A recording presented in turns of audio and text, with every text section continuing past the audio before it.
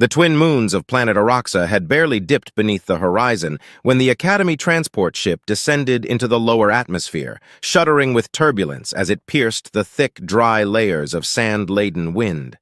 Inside the hold, a group of 30 cadets from 12 different species stood in silence, strapped into their compartments, eyes narrowed, pulses elevated. Most of them had trained for years for this, what the Galactic Academy called the Final Surface Simulation, a practical test meant to determine which cadets were truly ready for interspecies command duties.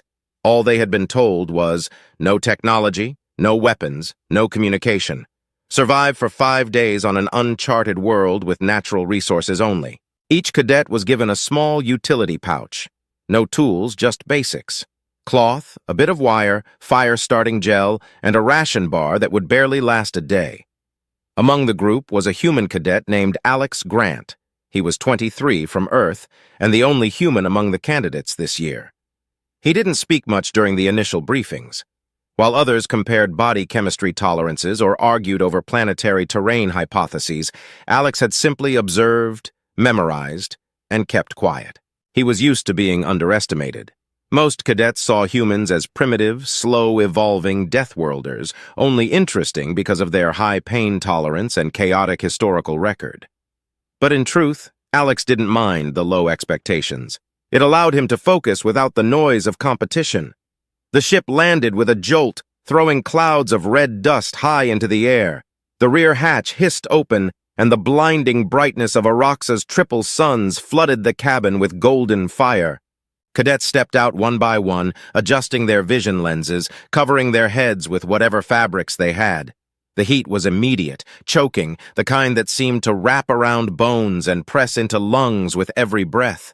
Alex stepped out last, his boots sinking slightly into the granular surface, the sand unusually fine, almost like powder. It was early morning, but already the temperature hovered around 45 degrees Celsius. The terrain stretched endlessly in all directions. Dunes, cracked salt flats, and occasional jagged rock formations.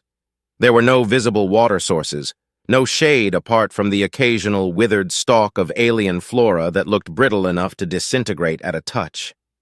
Within seconds, several cadets began spreading out, some in pairs, some alone, determined to claim ground and scout resources. The Lithari, tall insectoid beings with reflective exoskeletons, headed southeast toward the rock formations. The Narine, aquatic mammals adapted for cooler climates, looked visibly uncomfortable and stuck together in a tight group, moving northward.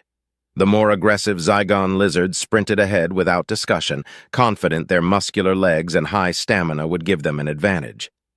Alex didn't move immediately. Instead, he knelt, scooping a handful of sand into his palm, rubbing it between his fingers, testing its dryness, its texture. He looked at the sun angles, noted wind direction, scanned for tracks. There were none. This planet had either no active wildlife or whatever lived here stayed well hidden. Good. That meant fewer unexpected variables. He adjusted his pack, tied his jacket around his head as a makeshift turban, and began walking west, not fast, but steady, eyes always scanning. His mind moved quicker than his feet. If he were on Earth, he'd be looking for elevation first. For signal, for air currents, for a better view. But here, he needed shade, water, and shelter. Elevation would only bring more sun exposure. 2 hours in, cadets were already beginning to realize how serious this would be. The Lithari had returned to the drop zone, unable to climb the brittle rocks with their delicate joint plates. One of them had suffered what looked like a shell fracture on his left thorax and lay under a metallic sheet, panting and overheating. The Narine had tried to dig into the salt flats with their claws to access cooler soil beneath, but found the crust so hard it broke their digits. The Zygon had disappeared into the horizon, but one was seen vomiting yellow bile from heat shock just an hour later. Alex found what he had been looking for. A small depression in the ground, where sand had gathered around a thick cluster of dark green plants. They stood maybe shoulder height, spiny and dense, with swollen stems covered in waxy thorns. He smiled faintly. They resembled Earth's cacti, though taller and pulsing slightly at the base, as if adjusting to the heat. He didn't touch them. Not yet. First, he took off his cloth pouch and began to set up a rudimentary shade using his jacket and two bent sticks he carved from broken stalks. Once he had a triangle of shadow, he sat beneath it and watched the plant for a full hour. It wasn't caution that made him wait, it was habit. On Earth, many desert plants looked alike but hid toxins or parasites that could ruin a survival attempt. Here, he assumed the risk was greater. He watched insects move toward one stalk but stop abruptly, skirting its base. Another had bite marks on its surface but no visible damage to creatures nearby. That one might be edible, or at least not lethal. He drew symbols into the sand to track which ones insects avoided, which were approached, which dripped any kind of moisture when the sun reached peak heat. Around midday, when most cadets had begun retreating into makeshift tents or collapsing from sunstroke, Alex made his first move. He took the wire from his pouch, sharpened the end using a flat rock, and carefully pierced the side of the stalk with visible bite marks. A hiss escaped. A stream of thick, translucent gel oozed out, warm but rich in moisture. It was bitter, his tongue curled at the taste, but it didn't burn. No numbness, no dizziness. He spat it out just in case, then waited another half hour. When no ill effects followed, he harvested more and collected it in a scrap of synthetic cloth. By late afternoon, he had created a small trench to shield his sleeping area from wind, used his gel packet to rub over his skin and reduce evaporation, and marked 3 more cacti as potential sources. He returned briefly to the drop zone to check if any cadets had returned. A few had. One Lethari was unconscious, his chitin cracked from internal heat. A Narine cadet lay curled in a fetal position under a collapsed tarp. No instructors, no medics. That was part of the test. They wouldn't intervene unless it was fatal. Alex crouched next to the Narine and offered her a bit of the cactus gel. She looked at it suspiciously, sniffed, then sipped. Her eyes widened, not from pleasure but from the immediate sensation of hydration. She didn't thank him. She didn't need to. Her gaze said enough. That night, as the desert dropped from blistering heat to bitter cold, Alex curled into his trench, wrapped in his jacket, using cactus pulp as insulation around his feet. The stars above shimmered unnaturally, green, blue, orange, a reminder that this wasn't Earth. But survival, he thought, was always the same. It was never about tech. It was about patience, observation, and knowing what to touch, and what not to. The first day was over. Others had faltered, and some wouldn't make it through the second. But Alex had found water, and tomorrow he would teach someone how to find it too. By sunrise on the second day, the desert had already shed its cold skin and begun to radiate heat in slow, merciless waves. The sand beneath Alex's boots was still cool enough to walk on without damage, but he knew it wouldn't last long. He'd slept in short intervals, waking every hour to check the wind direction and confirm that no larger predators were tracking him. So far, there were no signs of animal life, just insects and the soft, strange pulsing of the cactus-like plants that dotted the lower dunes. He stretched his arms, packed up his small trench camp, and scanned the horizon for movement. A thin trail of dust to the north suggested someone had started walking before dawn. He tied his jacket over his head again, gathered 2 cactus sacks filled with gelled water, and began walking toward the drop zone, not out of obligation, but instinct. Something told him others would need help this morning. He didn't get far before the heat returned in full force. The triple suns of Aroxa were merciless, each casting a different angle of shadow, creating strange illusions across the landscape. The air shimmered above the dunes, making objects appear to float or melt into the horizon. Even Alex, as hydrated and rested as he was, felt the dull, nauseating throb of dehydration building at the base of his skull. He adjusted his pace, slowed his breathing, and focused on movement efficiency. By the time he reached the drop zone, the makeshift tents from the day before had collapsed, blown apart by wind or abandoned.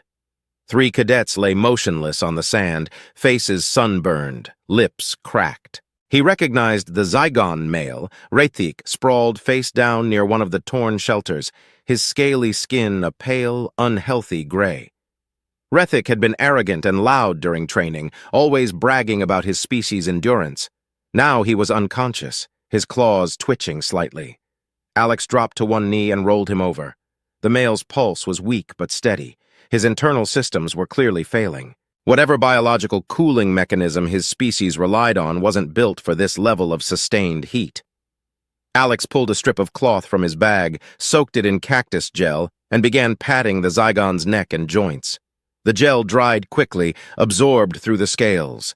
He took a small sip of his own gel ration and carefully fed another into Rethic's mouth. The lizard-like cadet gagged once, then swallowed. His eyes fluttered but didn't open. Alex placed a flat rock under his head for shade and left him there.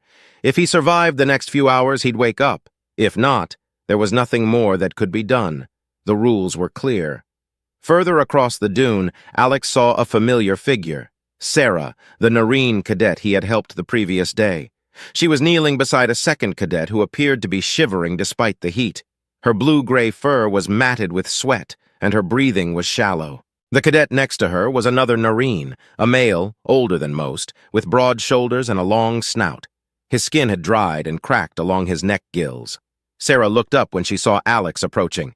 "He hasn't moved in 2 hours," she said, her voice hoarse. "I tried to share my water, but he won't swallow. I think his glands shut down." Alex crouched beside the male, touched his wrist, and shook his head. "He's close to organ failure," he said quietly. "His kind isn't built for this. No humidity, no relief." Sarah exhaled through clenched teeth and looked away. Her hands trembled slightly. "I should have taken him back last night.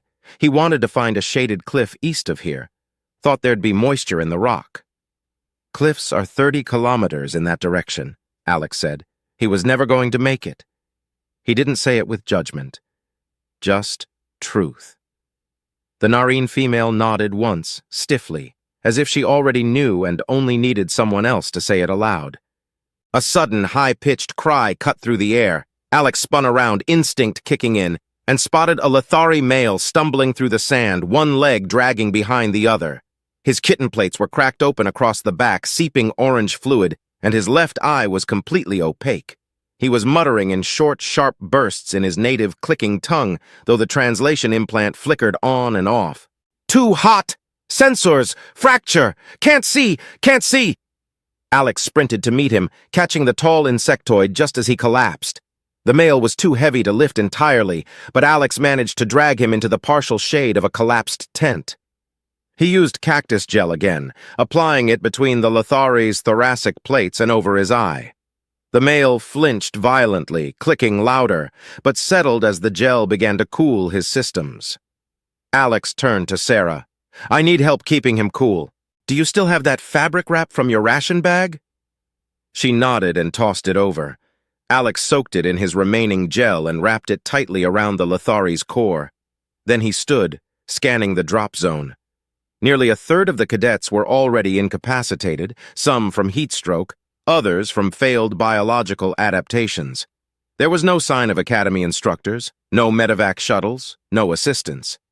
This was still part of the test, even if it bordered on cruelty. Alex knew he couldn't help everyone. He needed to find more cactus plants, more shade, and more stable shelter before midday.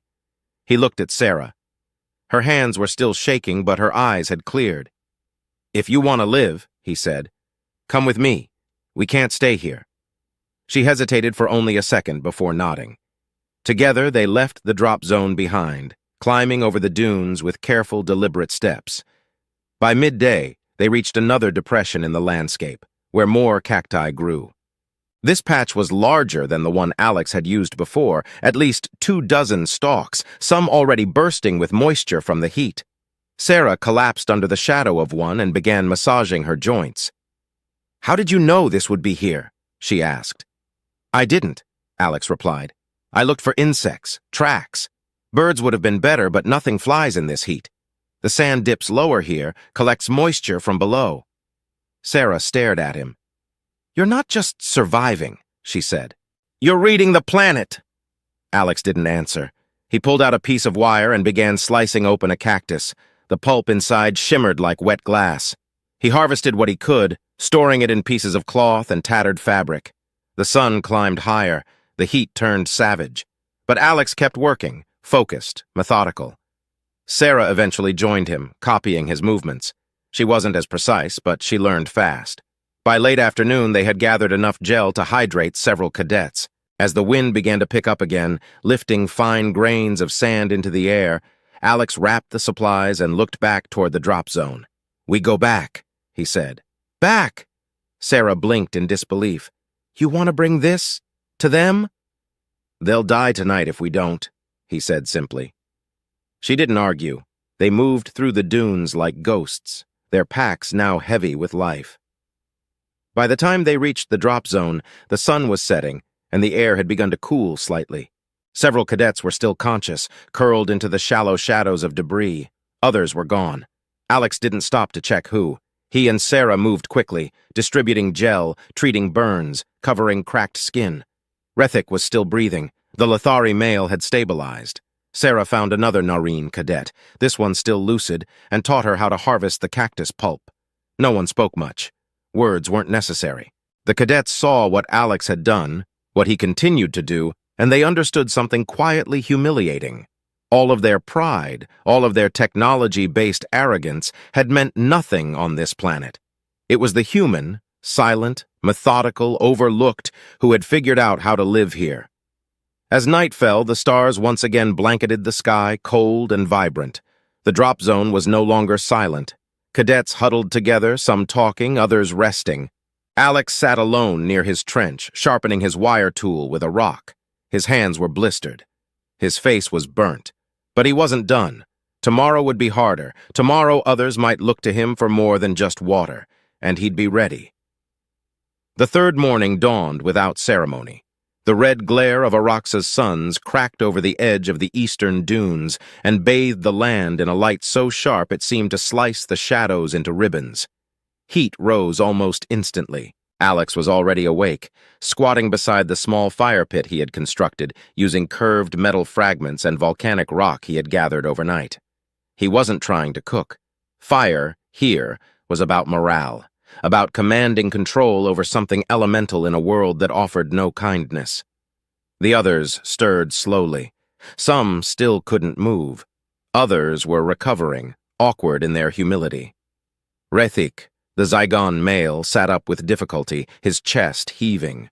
His eyes, once arrogant and dismissive, were now heavy with caution. Sarah knelt beside a younger cadet whose body was lined with burns and pressed cactus gel onto her shoulders. There was a subtle shift in the way the group looked at Alex now. No one had said the words, but it was there, in their silence, in their waiting. He had become something they didn't understand, but instinctively recognized. Not a leader in the traditional sense, no speeches, no commands, but the one who acted when no one else did. By midday, the heat had begun to ripple with a violent pulse. One of the Lithari cadets collapsed while trying to adjust a broken tarp, and Sarah rushed to help him. Alex didn't move. His hands were busy cutting strips from cactus skin, scraping the fibrous interior with a piece of sharpened bone. The others watched, puzzled. A Zygon female stepped closer and grunted. "What are you doing?" He didn't look up. "Filtering." The word meant nothing to her. "Filtering what?" "Water," he replied. "The gel is usable, but the cleaner it is, the less risk of internal damage. Some of you will start getting sick if we don't refine it." The female narrowed her eyes. "We're still alive. For now." She didn't answer. She backed away, watching from a distance as he arranged 3 stones into a triangle and placed a makeshift bowl of hollowed rock in the center. Above it, he tied the cactus fiber into a loose bundle and suspended it with a framework of sticks and cloth. Then, slowly and methodically, he squeezed the gel through the fibers. Drop by drop, a clearer liquid began to gather in the bowl. Not pure, but better. Drinkable. He collected the first batch, tasted it, nodded once, and poured it into a flat container made from melted supply plastic. Rethik dragged himself over, resting on his elbows. "You could have told us." Alex gave him a sideways glance. "And you would have listened?" The male's jaw tightened. "I would have." "No, you wouldn't," Alex said simply. "But you will now." By late afternoon, 4 cadets were copying the process. Some made mistakes, over-squeezing, contaminating the drops, but others learned quickly. Sarah adapted first, always watching Alex's hands, mirroring his techniques. Her method became the most efficient after his. The others began to defer to her as well, asking quietly instead of demanding. Even the Lithari, too proud to speak aloud, clicked questions through their native frequency, which Sarah translated without hesitation. Alex didn't ask for help, but he didn't refuse it. When one cadet burned her hand trying to heat a damp rock to boil water, he gave her the better stones he had prepared the night before. When another ran out of cloth, he showed him how to peel the inner bark from a dry root tree and twist it into a filter rope. He never said more than needed. Words wasted energy. In the evening, the wind changed. A storm was coming. Not rain, but wind thick with stinging sand. Alex wrapped his face early, instructing Sarah to anchor every tarp and tie each plant shelter down with weighted stones. The others followed quickly, learning now to anticipate rather than react. The storm hit before sunset, sharp, angry gusts that ripped through the camp, flattening the lighter structures and sending unsecured materials flying. One cadet, a tall Avex male with gliding membranes, lost his entire camp and was buried up to his waist in a sand drift before Alex pulled him out. The male didn't speak a word of thanks. He simply sat beside Alex's trench afterward, watching him work. That night, Alex didn't sleep. The air was charged. Something was shifting beyond weather. He felt it in the way the horizon flickered with faint pulses of blue light, barely visible beneath the starlight. It wasn't natural, and it wasn't random. He didn't mention it to the others. Not yet. Instead, he kept refining the filter. On the fourth iteration, he added a layer of crushed charcoal he had made from cactus husks and fire ash. The results were visibly clearer. He tested again. No bitterness, no film. Sarah drank it and nodded. "You could teach this at the academy," she said. "I'd rather not," he replied. "Why?" He paused. "Because it wouldn't matter there. It only matters here." In the quiet afterwards, Sarah said nothing. She simply moved back to the others and began helping a Lithari cadet rebuild his filter frame. By dawn of the fourth day, every surviving cadet had built some version of the water filter Alex had invented. Some used modified designs, others copied his exactly. The camp had transformed. No longer a group of isolated, dying elites, but a fragile collective bound by adaptation. The only difference between them and failure had been one cadet's memory of ancient, simple survival. Fire, water, shelter.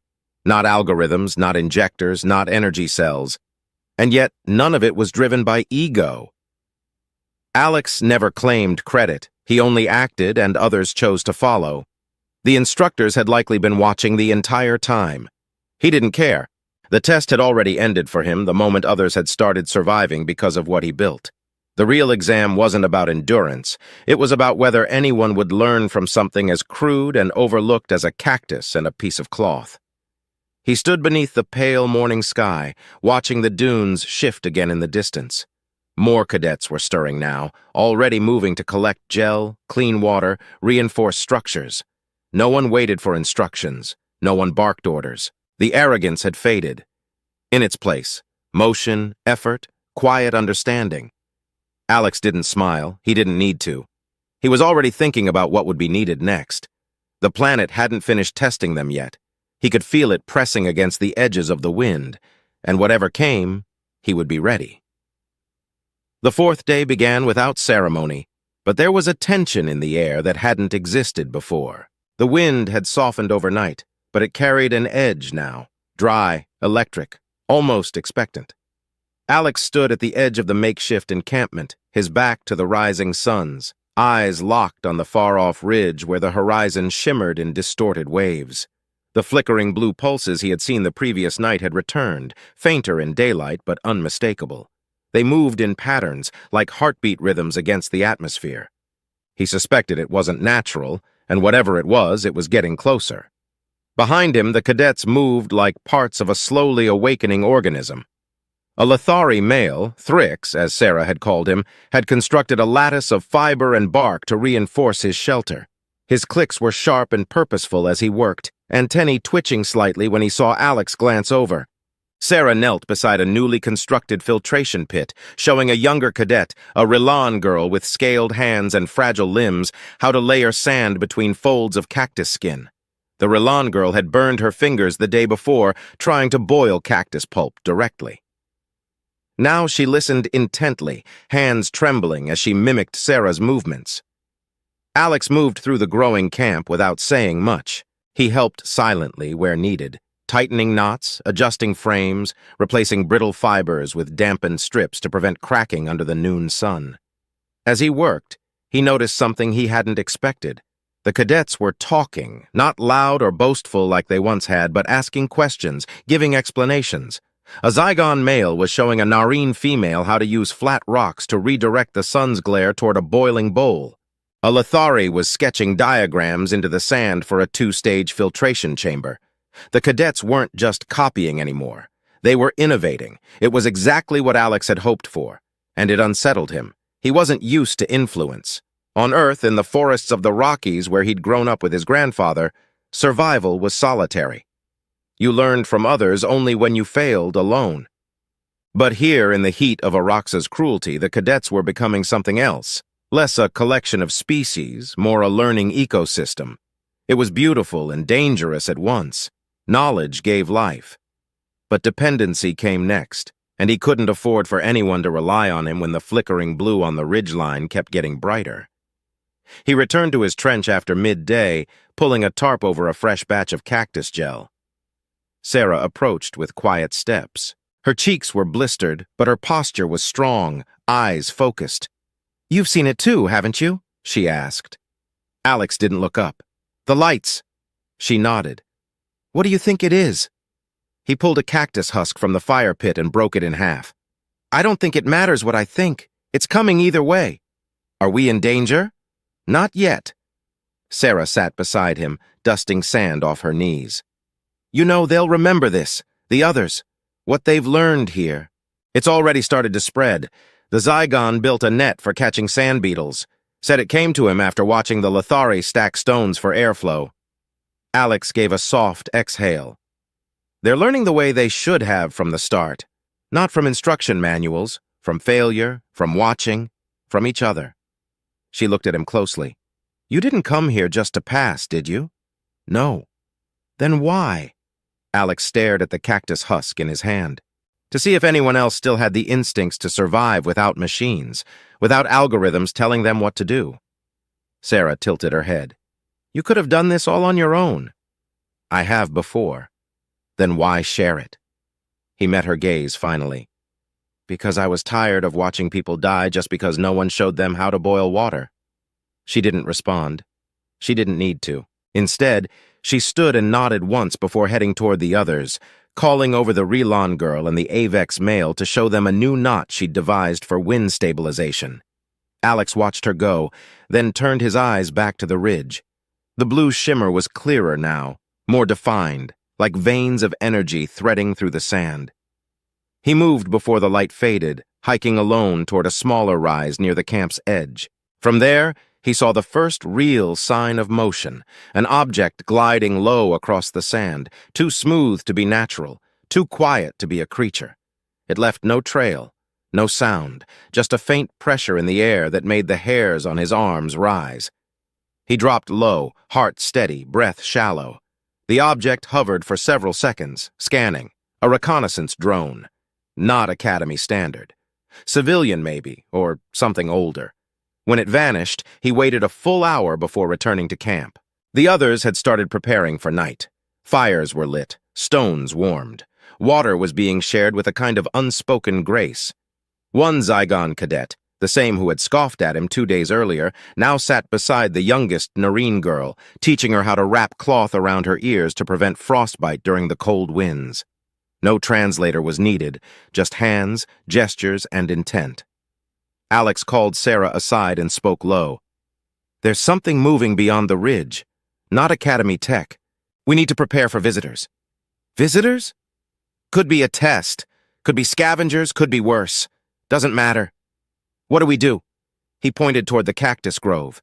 "We hide the supplies, the filtered water, the fire materials, split it across the camp. Nothing in one place. Teach 3 others how to build the filter from scratch. Don't tell them why." Sarah didn't question. She simply nodded and walked off, quiet and fast. By the time the stars emerged, the cadets had unknowingly prepared themselves for disruption. No panic, no shouting, just movement, subtle but deliberate. Alex kept his distance, watching them work. It felt less like survival now and more like discipline. Each of them had begun teaching others without realizing they had become teachers themselves. He crouched at the edge of camp once more, blade in hand, eyes scanning the dark. The desert had become a classroom, but tomorrow, it might become a battlefield. The 5th day arrived heavy with silence. Not the peaceful kind, but a silence that stretched taut like a wire under tension, the kind that warned something was about to snap. The cadets moved through morning routines with quiet precision. Fire pits lit, cactus pulp prepared, filters reinforced and concealed. Even those who had once grumbled now understood how to move with purpose. No one complained. No one joked. Beneath their stripped-down shelters and hand-woven shade cloths, every cadet felt it, that low, invisible hum building across the sand. Alex stood alone atop the western ridge, a sharpened spike of obsidian in his right hand and a slab of sand-warmed stone pressed against his left arm. His muscles ached from 4 nights of short sleep and relentless sun, but he remained still, his eyes locked on the ridgeline where the flickering blue had last appeared. He didn't have to wait long. Shortly before the second sun cleared the horizon, 3 objects emerged from the glare. Not drones, not shuttles, something older. Metallic hulls scorched by time, matte black armor patterned with deep violet scars. Scavenger craft, autonomous, obsolete by Academy standards, but still lethal. They glided over the sand in tight formation, low to the surface, scanning. 2 hovered while the third dropped what looked like a sensor rod. It embedded itself into the dune and released a pulse that vibrated through the soles of his feet. He crouched instantly, signaling to Sarah below with a small hand flick. She saw him and nodded, disappearing behind the cactus grove. Within seconds, the others followed, each cadet slipping into predetermined hiding spots, every piece of vital material buried or covered. No one panicked. No one needed to be told what to do. Alex had taught them how to move like prey that didn't act like prey. Disciplined, invisible, unbroken. One of the scavenger ships peeled off and swept toward the drop zone. A projection beam flared from beneath its nose, casting symbols across the sand. The cadets couldn't translate them, but Alex could. He read the faded galactic glyphs. Bioscan zone, material recovery in progress, do not interfere. The drones were here to scavenge tech and biological remains from failed training scenarios, which meant only one thing. The Academy had assumed casualties, enough to authorize recovery, enough to think some of the cadets were dead. He swallowed the bitter taste rising in his throat. There was no confirmation process. The simulation was strict by design. Once the system detected a threshold of life sign failures, it triggered autonomous cleanup. No instructor arrived to verify. No supervisor scanned for survivors. The machines moved slowly, methodically. One scooped the remnants of a collapsed shelter. Another collected a cadet's bloodied cloth, discarded days ago, left behind near a cracked tarp.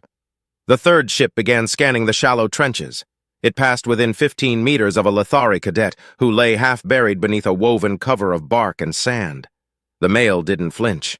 His body remained perfectly still, even as a light swept across his face and the shadow of the machine passed over his limbs. The sensor clicked off. The ship moved on. Alex waited, heart hammering once every few seconds, until the last drone rejoined its companions and climbed back toward the upper thermals. He watched them disappear into the pale sky, shrinking into flickering dots until they were gone. The hum faded. The pressure in the air lifted. Only then did he descend the ridge and signal all clear.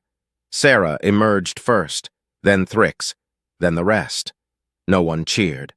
There was no celebration. Only slow, quiet exhalations of breath that had been held too long. By mid-morning, the sky shifted again, not with tension, but with movement that brought relief. A real Academy transport ship pierced through the clouds with a trail of plasma smoke, its body gleaming clean and unmarred. This one didn't scan. It landed. The back ramp opened with a hiss, and 3 instructors stepped out. 2 AVEX males in black uniforms and 1 human woman with gray eyes and a steel jaw. She held a digital slate and looked over the encampment as if she were assessing a battlefield. Her eyes paused when they met Alex's. She didn't speak. Instead, she turned and began recording data from each cadet. The cadets stood in a half-formed line, blistered, sunburned, exhausted, but alive. One by one, they were scanned for vitals and confirmed present. The human woman stopped when she reached Sarah. "Vitals stabilized, moderate dehydration, no infection." She paused. "Who taught you how to purify plant gel without a centrifuge?" Sarah glanced sideways at Alex. "He did." The woman looked at him. "Name?" "Alex Grant." She tapped her slate. "Report says your file flagged you as a low-strategy, high-survival profile. Poor leadership aptitude." "I know," he said. "Report was wrong." She turned without waiting for a reply and made a final sweep of the camp before giving the command to board. The cadets filed into the ship silently, carrying only what they had made: filters, tools, cactus satchels. No tech, no weapons. Only the knowledge carved into their minds and into their hands. Alex was the last to enter. Before stepping inside, he looked back once at the desert that had nearly killed them all. The place that had stripped their egos and burned away illusion. It had turned warriors into learners, competitors into collaborators, survival into discipline. He would not forget it. The human woman stood beside the pilot's seat as the ship ascended. She studied him for a moment, then finally spoke again. "You altered the outcome of the entire group. 13 cadets were projected to die by day 3. Only 3 fatalities occurred. And your methods were non-technical, analog. I didn't do it for recognition. I know, that's why it worked." She handed him the slate. He scanned it. It wasn't a performance review. It was a formal recommendation. "Instructor program?" he asked. She nodded. "Field Survival Division. Off-world training. We need someone who doesn't teach from manuals." He looked down at the slate, then at the cadets behind him, some asleep, others staring out the windows at the endless dunes growing smaller and smaller. Sarah caught his eye and nodded once. He signed the form. The desert vanished beneath clouds. The ship broke atmosphere and accelerated toward orbit. Aroxa faded behind them, a world that had taken so much